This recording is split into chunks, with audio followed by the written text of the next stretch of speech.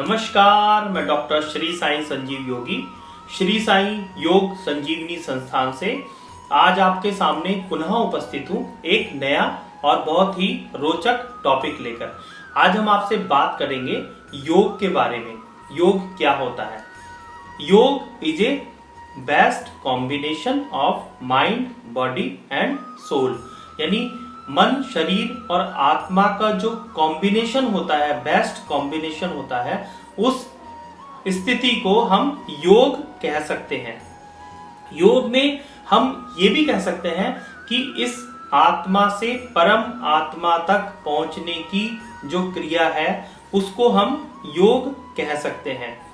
हमारे जो है सबसे महत्वपूर्ण ग्रंथ श्रीमद् भागवत गीता में श्री नारायण भगवान ने जब युद्ध के समय अर्जुन अपने कर्तव्य से विमुख होकर युद्ध के लिए मना करने लगा, तब अर्जुन को जो ज्ञान दिया और जो उस बारे में बताया, उसके हिसाब से अगर हम बात करते हैं तो योग 4 प्रकार का होता है। और योग 4 प्रकार के यानी योग करने के रास्ते हो सकते हैं। उनमें जो है, अगर हम उस किसी भी पथ पर चलते हुए किसी भी एक रास्ते को अपनाते हैं और उस पर चलते हैं तो हमें उस रास्ते को अपना धर्म समझकर चलना चाहिए। और जब भी हम कोई कार्य धर्म से जोड़कर करते हैं तो उसमें हमारी प्योरिटी ज्यादा होती है। धर्म में धैर्य होता है और धैर्य से हमारा कर्म निर्मल होता है, और जब हमारा कर्म निर्मल हो जाता है तो हमारे जो कार्य करने की क्षमता है, जो कार्य करने की शैली है, उसमें प्योरिटी ज्यादा होती है। और जिस भी कर्म में जब हम योग पथ पर चलते हैं प्योरिटी होगी तो हमें योग पथ पर चलने में आसानी होगी और हमें उस योग की, उस परम आनंद की प्राप्ति जब भी हो सकती है जब हमारे अंदर से जो है निर्मलता और हमारे कर्म में जो है निर्मलता साफ दिखाई दे। यानी जब माइंड, बॉडी एंड सोल हमारे बिल्कुल निर्मल होते हुए और एक ऐसे बिंदु पर आ जाते हैं जो स्थिर होता है, और उस क्रिया में चलते हुए जो भी हम रास्ता अपनाते हैं वो योग पथ होता है। और जब हम उस क्रिया को करते हैं, उसमें पूर्ण हो जाते हैं, तो उसको हम उस स्थिति को योग कह सकते हैं। सबसे पहला पथ, 4 पथ जो बताए गए हैं उनमें आता है कर्म योग। कर्म योग में क्या है कि जब अर्जुन ने अपना गांडीव युद्ध भूमि में रख दिया और श्री कृष्ण जी महाराज से बोले कि हमें युद्ध नहीं करना है, मुझे अपने इन गुरु और अपने प्रियजनों का वध नहीं करना है, तब श्री कृष्ण, श्री नारायण भगवान ने उनको कर्म योग की शिक्षा दी और बताया कि तुम्हारा कर्म ही एक योग है, तुम एक योगी की भांति युद्ध करो और युद्ध करके अपने कर्तव्य का पालन करो, इसी से तुम्हारी मुक्ति होगी।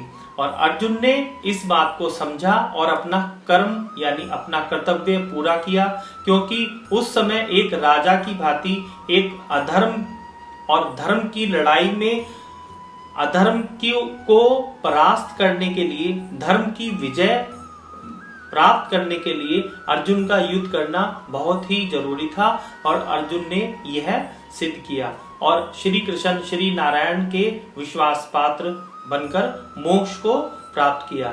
हम किसी भी कर्म क्षेत्र में हों, अगर हम अपने कर्म को ही धैर्य से धर्म मानते हुए, उसमें पूर्ण विश्वास रखते हुए अपने कर्म को निष्ठा के साथ करते हैं तो यह भी कर्म योग कहलाता है। उसी के हिसाब से हम अपने योग की प्राप्ति कर सकते हैं, यानी हम उस परम आनंद को अपने कर्म में ही विश्वास करते हुए भी प्राप्त कर सकते हैं। ईश्वर प्राप्ति, परम आनंद तथा मुक्ति हेतु दूसरा जो पथ आता है योग का, वो आता है भक्ति योग।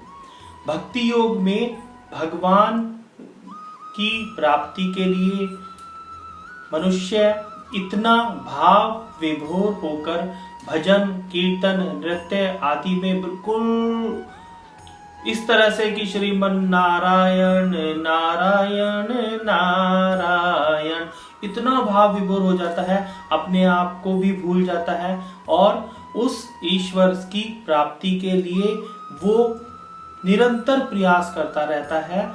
भक्ति भजन कीर्तन नृत्य आदि की क्रिया करते हुए इस पथ को हम भक्ति योग पथ कह सकते हैं, जिसमें भगवान से इतनी प्रीति लगाई जाती है कि भगवान को स्वयं प्रकट होना पड़ता है और वो उस अमुक व्यक्ति को उस मनुष्य को स्वयं दर्शन देते हैं और उसको परम आनंद की प्राप्ति कराते हैं, या हम कह सकते हैं कि उसकी मुक्ति होती है। उस पथ पर चलते हुए जो पथ होता है उसको हम भक्ति योग पथ कह सकते हैं। नंबर 3 पर आता है हमारा ज्ञान योग। जब हम ज्ञान की चरम सीमा पर चलते हुए ज्ञान के द्वारा उस ईश्वर प्राप्ति की क्रिया करते हैं, उस पथ को हम ज्ञान योग कह सकते हैं। यानी हम जब ग्रंथों का अध्ययन करते हैं, कुछ प्रैक्टिकल करते हैं और हम ज्ञान को अर्जित करते हुए उस ईश्वर की खोज करते हैं और उसको प्राप्त करने की कोशिश करते हैं, उस क्रिया को उस पथ पर चलते हुए हम उस पथ को ज्ञान योग कह सकते हैं। 4th नंबर का आता है हमारा क्रिया योग। क्रिया योग सबसे ज्यादा साइंटिफिक व प्रैक्टिकल योग है। इस पथ पर चलते हुए हम स्टेप बाय स्टेप डेली क्रिया करते हुए योग की प्राप्ति करते हैं, उस परम आनंद की प्राप्ति करते हैं। इसमें जो सबसे ज्यादा पूजनीय जो गुरु हैं वो परमहंस योगानंद जी महाराज ने इसको बड़े ही सुव्यवस्थित ढंग से बताया हुआ है। उस क्रिया पर चलकर भी हम योग प्राप्त कर सकते हैं। ध्यान द्वारा हम उस परम आनंद को प्राप्त कर सकते हैं। और इसमें 8 अंग बताए गए हैं, यानी योग के 8 स्टेप बताए गए हैं। वो कुछ इस प्रकार हैं। सबसे पहले यम, नियम, आसन, प्राणायाम, प्रत्याहार, ध्यान, धारणा व समाधि। यानी समाधि तक पहुंचने के ये 8 स्टेप इसमें बताए हुए हैं। अगर हम इन 8 स्टेप का पालन करते हुए हम धीरे धीरे इस योग पथ पर चलते हैं और अपनी आत्मा को शुद्ध करते हुए इस शरीर को भी जो है वो स्वस्थ रखते हुए हम इन क्रियाओं को करते हुए योग पथ पर चलते हैं, तो हम परम आनंद की प्राप्ति कर सकते हैं। ये 4 तरह के जो योग बताए गए हैं, इनमें से हम किसी पर भी चलें, लेकिन हमें उस पर पूरा विश्वास और पूरा आत्मीय बल के साथ में उसको अपनाना चाहिए। और उसको जैसे मैंने पहले बताया, हमें अगर उसको अपना धर्म मानते हुए चलेंगे तो हम अवश्य ही परम आनंद की प्राप्ति कर सकते हैं। यह हमने जो बताया, कुछ जो हमें प्राप्त हुआ ज्ञान हमने उसके हिसाब से बताया। अगर कुछ इसमें रह गया है या कुछ आप जानना चाहते हैं तो हमसे संपर्क कर सकते हैं। फ्लैश होते हुए नंबर पर आप हमसे संपर्क कर सकते हैं। धन्यवाद, थैंक यू। आपका दिन मंगलमय हो। ओम श्री साई नाथाय नमः।